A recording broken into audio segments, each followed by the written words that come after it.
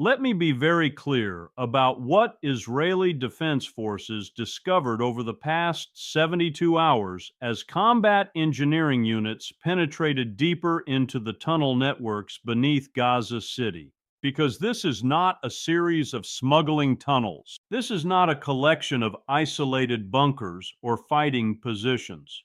What this is an underground city representing one of the most sophisticated asymmetric warfare infrastructures ever constructed, a subterranean network that fundamentally challenges conventional military operations and reveals planning depth that Israeli intelligence systematically underestimated for nearly 2 decades.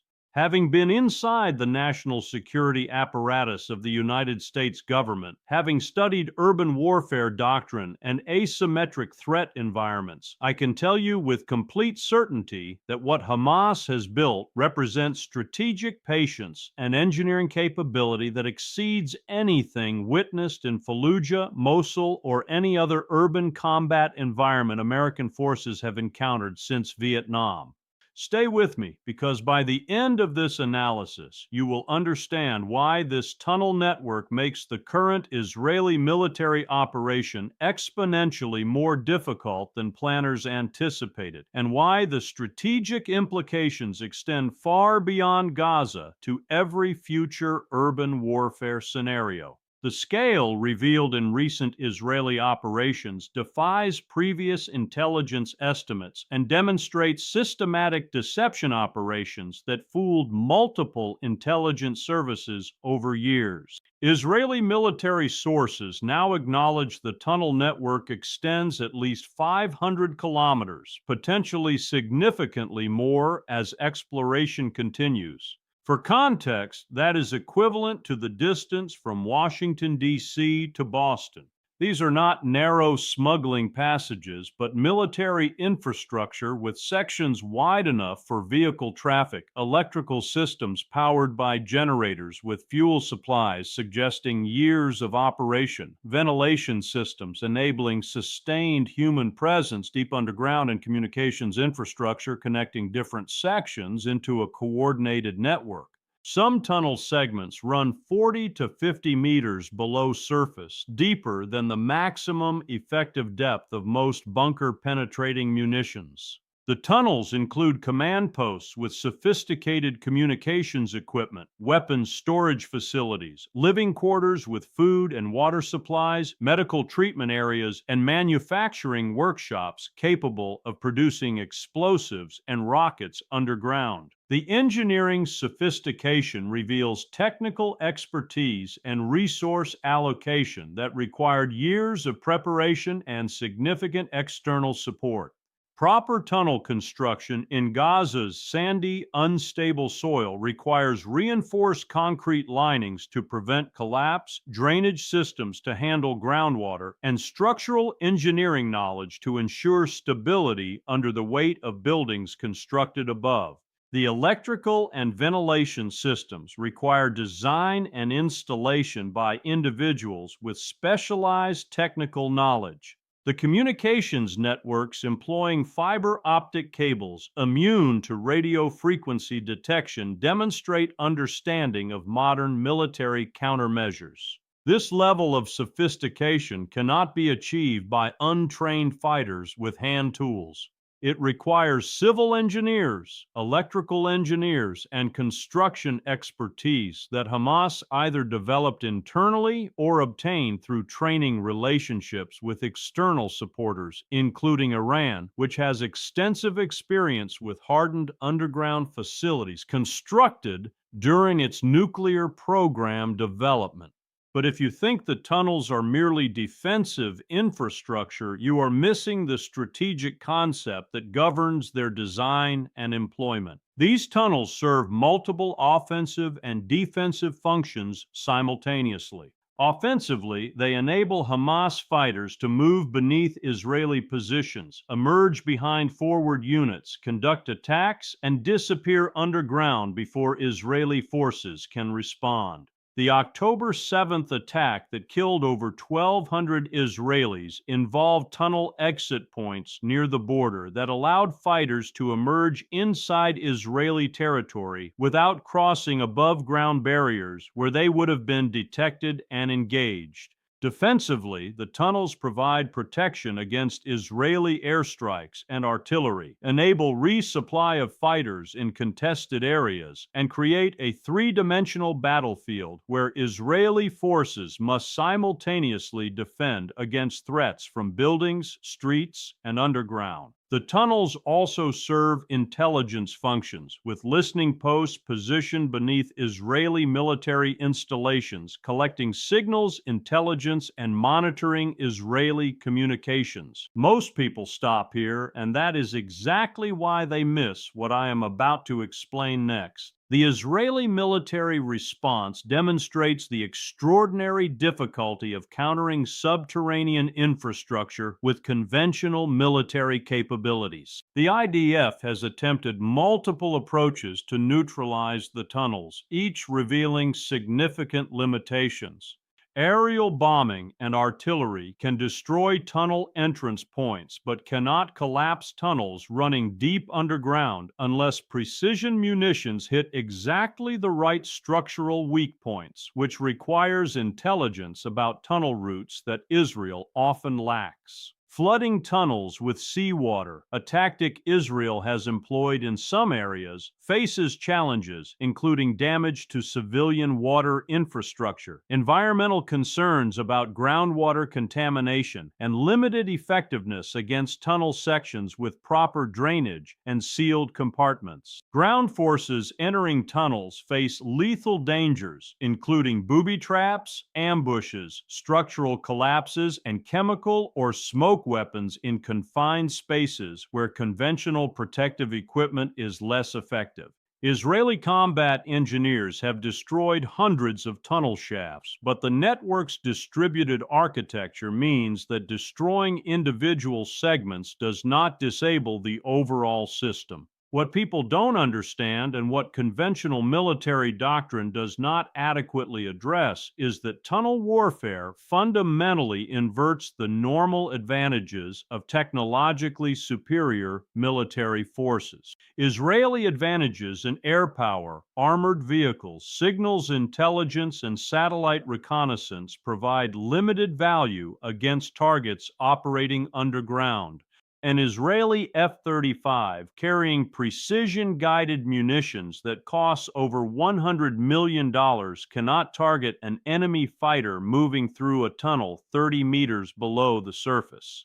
An Israeli Merkava tank with advanced armor and active protection systems is vulnerable to mines and explosives planted by fighters who can observe from tunnel positions and detonate devices remotely without exposing themselves to return fire. The asymmetry that normally favors advanced militaries operating against insurgent forces reverses in the subterranean environment, where Hamas's investments in tunnels impose enormous costs on Israeli forces while minimizing Hamas exposure to Israeli firepower.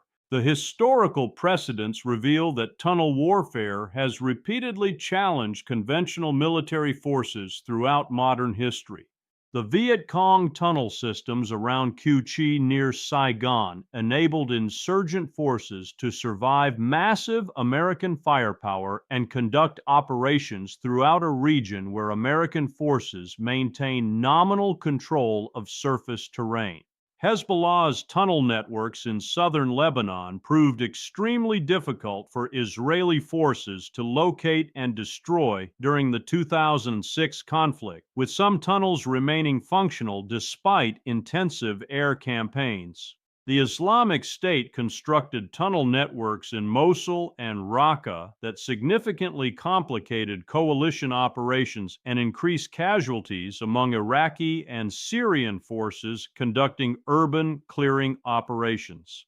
In each case, the tunnel's extended conflicts increased attacking force casualties and demonstrated that subterranean infrastructure provides asymmetric advantages that are extremely difficult to counter even with overwhelming conventional superiority. The intelligence failure this represents is particularly significant given Israel's reputation for sophisticated intelligence capabilities and its specific focus on Hamas as a primary threat for decades. Israeli intelligence services, the Shin Bet and Military Intelligence Directorate, have extensive human intelligence networks in Gaza, signals intelligence capabilities monitoring electronic communications, and satellite imagery providing comprehensive surveillance of surface activity. Yet despite these resources, Israel failed to accurately assess the scale and sophistication of the tunnel network.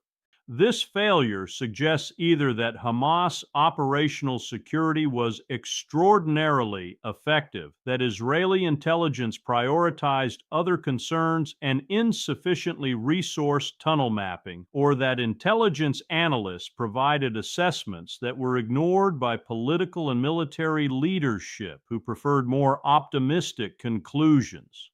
Regardless of the specific explanation, the intelligence failure has profound operational consequences because Israeli forces are now conducting operations in an environment that is fundamentally different and more dangerous than what planning assumptions anticipated. What comes next is where things take a serious turn. Because the tunnel network means that achieving Israel's stated objective of destroying Hamas military capability will require either a years-long occupation with sustained counterinsurgency operations or acceptance that Hamas will retain significant capability even after intensive military operations conclude. Destroying 500 kilometers of tunnels cannot be accomplished quickly, even with unlimited resources and zero concern for civilian casualties. Every tunnel section must be located, mapped, entered by ground forces facing extreme danger, and then demolished with explosives that may or may not ensure permanent destruction given Gaza's sandy soil and potential for reconstruction. This process will take months at minimum, likely years for comprehensive tunnel neutralization. During that time, Israeli forces must maintain control of surface territory against an enemy that can strike from underground, resupply through tunnel networks, and avoid decisive engagement by disappearing into subterranean infrastructure. The operational environment strongly favors the defending force operating from prepared positions in familiar terrain. The civilian cost of operations against the tunnel network creates strategic complications for Israel that extend beyond military considerations. The tunnels run beneath civilian neighborhoods, under schools, hospitals, mosques, and residential buildings. Israeli operations targeting tunnels inevitably produce civilian casualties both from direct military action and from secondary effects, including building collapses when underground structures are demolished. The humanitarian crisis resulting from these operations has generated international pressure for ceasefire, complicated Israel's relationships with regional and global partners, and created political challenges for the Biden administration as it attempts to maintain support for Israel while managing domestic criticism about civilian casualties.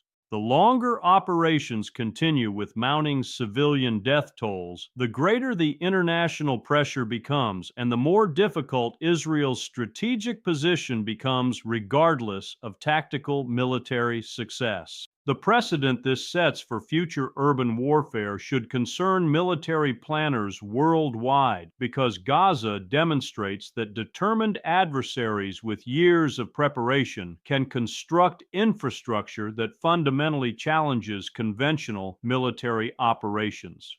If Hamas, a non-state actor with limited resources operating in one of the most surveilled territories on Earth, can build 500 kilometers of military tunnels without detection, what might better resource state actors accomplish? China has constructed extensive underground facilities throughout its territory, including hardened command posts, missile storage facilities, and manufacturing capabilities protected from air attack.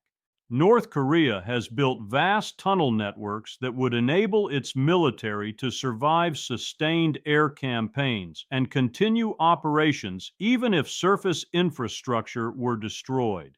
Iran has developed deep underground nuclear facilities and military installations designed to survive bunker-penetrating weapons. The trend toward subterranean military infrastructure represents a fundamental challenge to air power-centric military doctrines that have dominated American and Allied planning since the Gulf War. Stay with me because what I am about to explain changes how we need to understand asymmetric warfare in the 21st century. The Gaza tunnels are not merely a tactical challenge for Israeli forces. They represent a strategic concept that will be studied and replicated by insurgent forces, militias, and state actors worldwide. The concept is simple. Deny technologically superior adversaries their primary advantages by operating in domains where those advantages do not translate into operational effectiveness. Air power cannot target what it cannot see underground. Armored vehicles cannot maneuver in tunnel networks. Signals intelligence has limited value against fighters using runners and fiber optic communications. The investments required to build tunnel networks are significant, but far less than the investments required for conventional military forces with aircraft, armored vehicles, and advanced weapons systems. For actors facing adversaries with overwhelming conventional superiority, tunnels represent a force multiplier that can extend conflicts, increase attacking force casualties, and potentially make victory economically or politically unsustainable.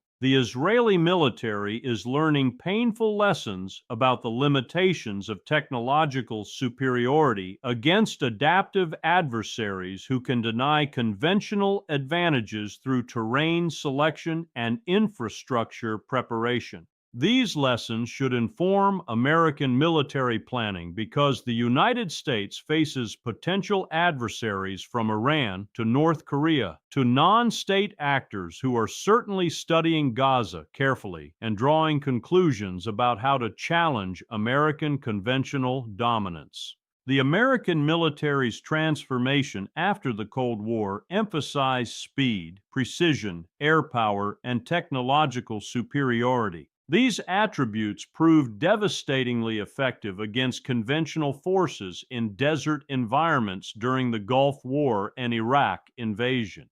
They proved far less effective during counterinsurgency operations in Iraq and Afghanistan, where adversaries adapted to American capabilities and operated in ways that neutralized American advantages. Gaza represents the next evolution of this adaptation, where adversaries prepare infrastructure over years or decades that enables them to survive and function despite facing overwhelming conventional military superiority. The political implications extend beyond the immediate conflict to regional stability and great power competition. Hamas's ability to construct and maintain this tunnel network required external support, resources, and expertise that came primarily through Iran and its regional proxy networks. The tunnels represent Iranian investment in asymmetric capability that ties down Israeli military forces, imposes enormous economic costs, and diverts Israeli attention from other regional concerns, including Iran's nuclear program and Hezbollah's capabilities in Lebanon. From Iran's strategic perspective, the Gaza tunnels are succeeding even as they are being destroyed because they are imposing costs on Israel measured in lives, resources, international political capital, and time that could be focused elsewhere. This is the essence of asymmetric strategy, imposing costs on adversaries disproportionate to one's own investments while achieving strategic objectives indirectly rather than through direct confrontation. What I am telling you is this. The 500-kilometer tunnel network beneath Gaza represents one of the most sophisticated asymmetric warfare infrastructures ever constructed. Israeli intelligence systematically underestimated both the scale and sophistication of these tunnels, despite focused attention on Hamas for decades.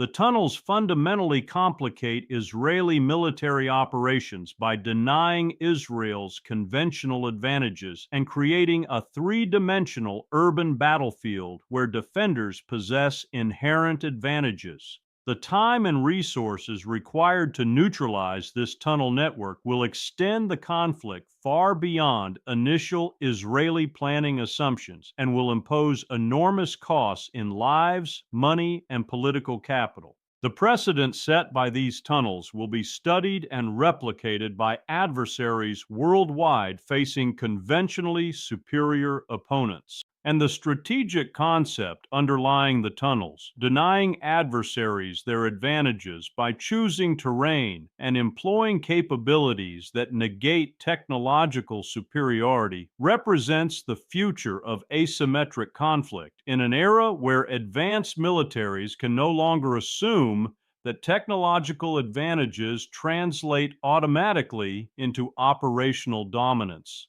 If this analysis has helped you understand the strategic significance of what Israeli forces discovered rather than dismissing this as simple smuggling tunnels, then share this video with anyone who needs to grasp that Gaza represents a fundamental challenge to conventional military doctrine. Subscribe if you are not already, because the people who will understand future conflicts are those who recognize that warfare is evolving in ways that favor adaptive adversaries over technologically superior but doctrinally rigid military forces. Leave your thoughts below. Tell me, do you believe conventional militaries can develop effective countermeasures to extensive tunnel warfare, or does subterranean infrastructure represent an enduring asymmetric advantage? I read everything you write, and these conversations matter. Stay informed, stay clear-eyed, because the lessons from Gaza will shape how conflicts are fought for decades and will influence military planning by state and non-state actors worldwide who face adversaries with conventional superiority.